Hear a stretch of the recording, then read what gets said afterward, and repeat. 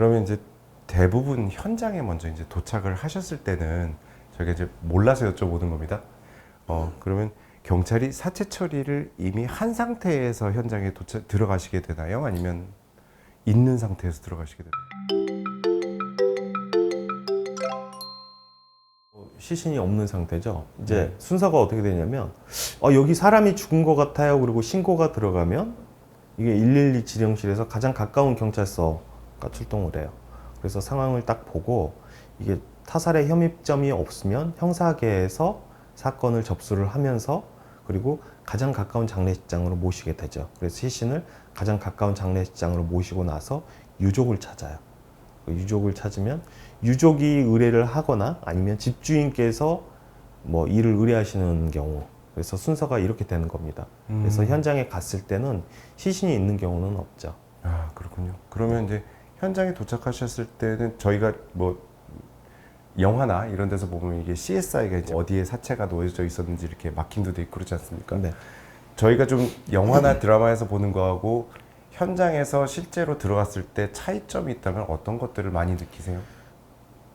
지금은 제가 가는 현장에는 그렇게 CSI에서 마킹이 돼 있는 것처럼 뭐 번호표 돼 있고 그런 것처럼 그런 건 없어요.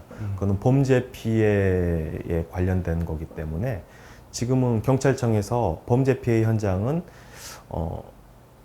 청소 서비스를 해드리고 있어요. 그래서 범죄 피해 현장은 저희가 가는 경우는 드물고요. 네. 그래서 대부분이 고독사나 아니면 뭐 극단적인 선택으로 돌아가셨을 경우, 그런 경우가 이제 제일 많고, 그리고 일반적으로 또 뭐 혼자 사시던 우리 누구 가족분이 돌아가셔서 그냥 일반적인 특수 청소가 필요하지 않는 유품 정리를 의뢰하시는 분들도 있고 그렇습니다.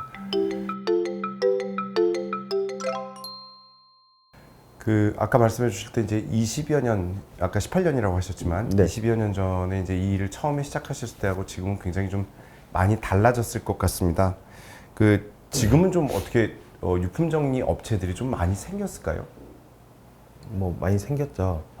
많이 생기고, 제가 이 일을 처음 시작할 때만 해도요, 장례 지도사 하시던 분들이 다른 일을 한다는 건 좀 조금 꺼려하는 일이었어요. 그쪽이 수입이 워낙 괜찮았기 때문에. 그런데 이제는 제가 이 일을 할 때 아무도 안 하던 분들이 이제 많이들 진입을 해서 하시는 것 같아요. 근데 그때 당시만 해도 또 좀 뭐 어떤 두려움 같은 것들도 좀 있고, 그리고 죽은 사람의 집을 청소한다는 약간 그 당시 재수없다는 생각을 그렇게 얘기를 하시던 분들이 많았거든요. 근데 시간이 많이 지나서인지 그런 부분들도 좀 많이 해소가 된 것 같고, 그래서 많은 분들이 이 업계에 종사를 하고 계시는 것 같아요. 네. 이 일이 어떻게 진행되는지 모르시는 분들이 대부분이니까 좀 오해를 받으실 때도 많을 것 같아요. 어떤 오해들이 가장 힘드셨어요? 오해는 없고요. 주변 사람들이 다 알아요. 한번 경찰차 뜨면요, 네. 소문이 다 나요, 동네에. 소문이라는 게 굉장히 빠릅니다. 경찰차가 뭐 한 대만 오는 것도 아니고 경찰차만 두세 대 오고요. 그런 일이 있으면. 그리고 129 응급이송단들도 올 거고. 그러다 보니까 주변 사람들한테 탐문조사까지 하거든요. 이분 마지막에 볼 때가 언제예요?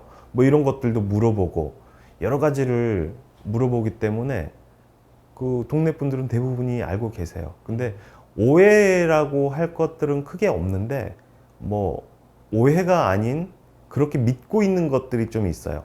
뭐 예를 들어서 죽은 사람의 집을 청소를 하는 거는 재수가 없다, 귀신이 나온다, 뭐 이런 것들이 오해가 아닌 약간 좀 그런 것들이 있어요. 본인이 직접 믿는 거예요. 그러면서 왜 그런 거 있잖아요. 귀신을 퇴치하기 위해서는 뭐 말에 피를 뿌린다거나 소금을 뿌린다거나 왜 그런 것들이 있거든요. 왜 그런 부분들이 조금 처음에는 좀 힘들었어요. 자꾸 주변이나 저희한테 소금을 뿌리는 경우들이 많으니까. 제가 장례지도사로 일을 할 때만 해도요, 장례식장에 새벽에 처음 하는 일이요, 장례식장 입구에 소금을 쓰는 일이었거든요. 귀신을 쫓는 용도로 많이 사용하던 거였어요. 그래서 좀 그런 부분이 좀 힘들었던 것 같아요. 그렇게 잘못된 생각들 때문에, 그런 정보들 때문에 좀 그런 게 좀 힘들었고, 그리고 왜 혼자 살다가 이렇게 죽으면은 결국은 타겟팅이 돼가지고, 그래 저렇게 말이야 승질도 못 되고 그러니까는 뭐 같이 사는 사람 없이 혼자 저렇게 살게 됐을 거야. 그분이 그렇게 죽어갈 때 마지막에 찾던 게 가족이었다는 것들, 그리고 젊은 시절 꿈과 희망이 넘치던 청년이었던 것들, 그리고 본인이 주변 사람들이랑 소통을 못 하다 보니까 혼자 메모들을 많이 남겨놔요. 본인이 하고 싶은 얘기. 물론 100%다 믿을 수는 없지만 그 사람들의 어떤 그런 메모들로 인해서 좀 어느 정도는 알고 나오는 경우들이 있어요. 그런데 오히려 주변 사람들이 저렇게 손가락질하고 저렇게 인생을 실패했다고 얘기를 할 때 그런 게 참 속상하고, 그런 마음들이 제일 속상하고 힘들고 그런 것 같아요. 유품 정리에 대해서는 저희가 간단하게 이제 개념을 알아봤는데, 유품 정리를 하면은 고객들에게 좋은 점은 어떤 점들이 있을까요? 사실은 우리가요, 생각하는 거를 몸으로 직접 움직이는 거하고는 많이 달라요. 사실 이렇게 하면 이렇게 우리가 쉬는 날 가족들끼리 모여서 우리 아버님이 사시던 이 집에 유품을 정리할 수 있을 거야라고 생각들 하시는 경우들이 많은데, 사실은 그렇지가 않아요. 원래 하던 사람들하고는 차이가 크더라고요. 보면 이게 지금은 분리배출도 해야 되고, 그리고 저희가 해온 경험으로 뭐 귀중품이나 여러 가지 유품들을 뭐 보관해 놓은 장소들도 좀 경험상 알고 있는 것들도 있고, 그리고 일 처리 속도가 빠르기 때문에 아무래도 덜 피곤하실 거예요. 3일장을 치르시느라고 손님 받고 하느라고 너무 힘들었는데 돌아오는 휴일날 가족들끼리 모여서 또 그 일을 한다는 게 얼마나 힘들어요, 사실은. 그래서 전문가한테 맡기는 게 그만큼 일은 수월할 것 같다는 생각이 좀 들어요. 네. 사실은 이게 유품 정리라는 게요, 가족분들이 직접 하시기 좀 어려운 경우들이 많아요. 주변에서 얘기를 들어보면, 아, 우리 아버님 집 유품 정리를 하는데 한 달이 걸렸다는 거예요. 근데 그게 왜 그렇게 한 달이나 걸렸나 하고 얘기를 들어봤더니, 장갑 하나 손에 쥐어들면 이 장갑에 대한 추억이 계속 떠오르고, 모자 들면 모자에 대한 추억이 계속 떠오르기 때문에 이게 내가 직접 하기가 너무 힘들더라는 거예요.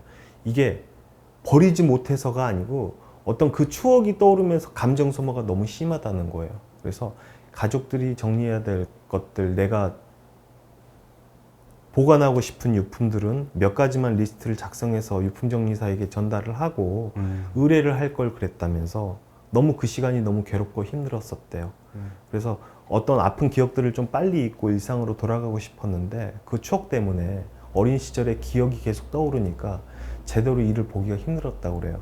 이와는 반대로 그런 추억 자체가 없는 분들도 물론 있어서 현장 자체에 오시지도 않은 분들도 물론 계시지만, 저는 뭐 이런 분들보다는 많은 추억을 안고 사시는 분들이 더 많을 거라고 생각을 해요. 그래서 앞으로 또 너무 아픈 기억을 오랫동안 간직하고 계시는 것보다 뭐 먼저 가시는 분들도 좋은 곳에서 충분히 바라보고 내려다보면서, 아, 그래, 잘하고 있구나, 그래, 편안하게 좀 갈 수 있게 좀 붙잡지 않는, 왜 우리가 왜 그런 거 있잖아요, 계속 울고 기억하고 그러면은 그 어떻게 떠나겠어요, 마음 편하게. 그래서 마음 편하게 떠날 수 있도록 그렇게 해주시는 게 어떨까 싶어요, 저는.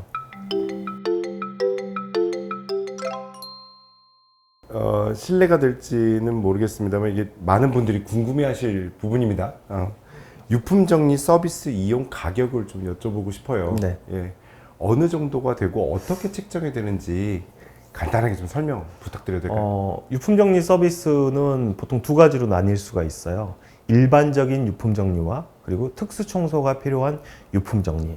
여기서 특수 청소가 필요한 유품 정리라고 하면 극단적인 선택으로 아니면 고독사로 3일 이상 만에 발견이 돼서 현장 상황이 좋지 못한 경우, 그런 경우는 이제 소독도 추가가 돼야 될 거고, 그쵸. 작업 환경이나 여러 가지 이유 때문에 금액이 좀 비싸게 책정이 될 수밖에 없어요. 보통 일반적으로 원룸 6평, 7평 기준으로 하면요, 또 이렇게 돌아가신 분들 나이에 따라 달라져요. 또 왜 그러냐면 연세가 있으신 분들은 짐들이 많으세요. 그러다 보니까 저희가 버리는데 비용이 제일 많은 비용이 부담이 돼요.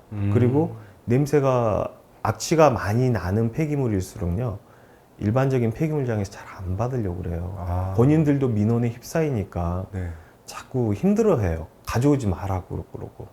그리고 지금은 이런 일이 워낙 많다 보니까 좀 뭐 특정 어떤 검은색 봉투를 좀 이용을 한다거나 색깔이 있는 봉투 마대를 이용을 하면 막 지금은 다 뜯어보고 찢어보고 아우 악성 폐기물 우리 못 받는다고 뭐 이런 식으로 하다 보니까 비용이 좀 많이 들어갈 수밖에 없어요. 그런 그럼 부분 때문에. 크게는 폐기물에 대한 가격이 가장 크겠군요. 네, 폐기물에 대한 금액이 가장 크고 그 다음은 또 인건비죠. 네. 워낙 고물가이기 때문에 인건비로 들어가는 돈.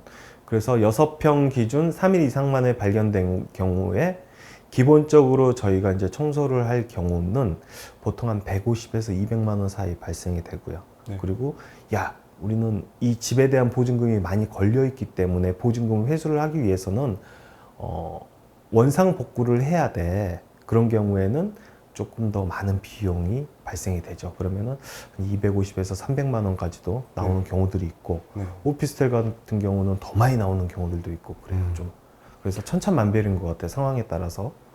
근데 전국을 다 커버하신다고 들었습니다.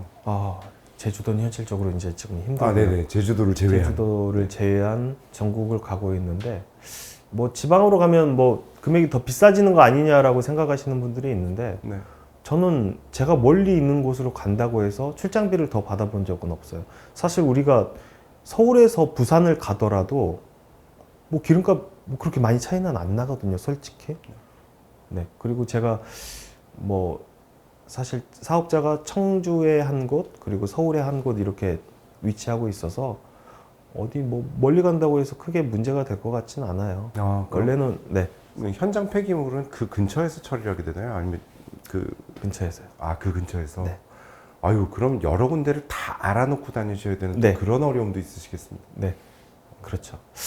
원래는 이게 서울 쪽에서 계속 사업을 진행을 하고 있었던 부분인데 네. 서울에는 이제 사무실만 창고하고 사무실만 네. 하고 있고 그렇게 왔다 갔다 하고 있습니다. 유품 정리 현장에 이제 유족이 오지 않습니까? 네, 그러면 유족들이 안에 들어와서 있지는 않고 밖에서 대기를 하시거나 그럴 것 같은데, 네, 그럼 이제 뭐 현금성이나 아니면 귀중품 같은 경우에 혹시나 이제 작업을 하다가 저 사람들이 빼돌렸네 이런 오해를 받으시는 경우가 있을 것 같더라고요. 네. 그래서 뭐 그런 경우에는 어떻게 하시나요? 뭐 이렇게 바디캠 같은 거를 착용하고 일을 하시나요? 궁금했어요. 물론 그런 부분도 충분히 있을 것 같긴 해요. 네. 근데 바디캠을 착용을 하더라도 숨길 수 있다면 얼마든지 숨길 수 있을 거라고 생각이 들어요. 그래서 사실은 현실적으로 좀 안 맞고 네. 바디캠은 여기 있는데 이렇게 하고 그렇죠. 이렇게 했을 때 이걸 이렇게 해가지고 어떻게 처리할 수도 있잖아요. 네. 그게. 네. 그러면 보통 일단은 그런 귀중품이 있는 집들은 유가족분들이 아세요. 그러다 보니까 저희 유품정리사가 현장에 들어오기 전에 네. 미리 본인들이 다 준비해서 다 찾아서 가요.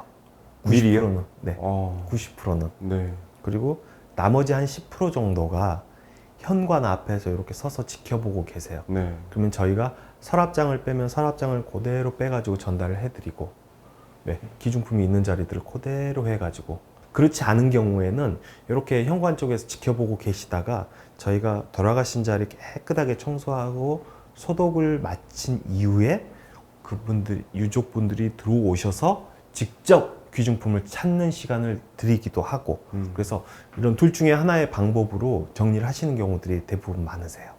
그러면 아까 말씀하셨던 대로 현장에 도착하시기 전에 이미 유족들이 전부 다 들어와서 뒤집어 놓은 경우가 많겠군요. 대부분이 그렇죠. 그러니까 이게 유품 정리를 하러 가서 대부분은요, 마치 도둑이 든 것처럼 이렇게 해놓는 경우들이 많아요. 가족들인데도. 가족들이 그렇죠, 대부분. 아. 가족들이 아니면 누가 그걸 해요?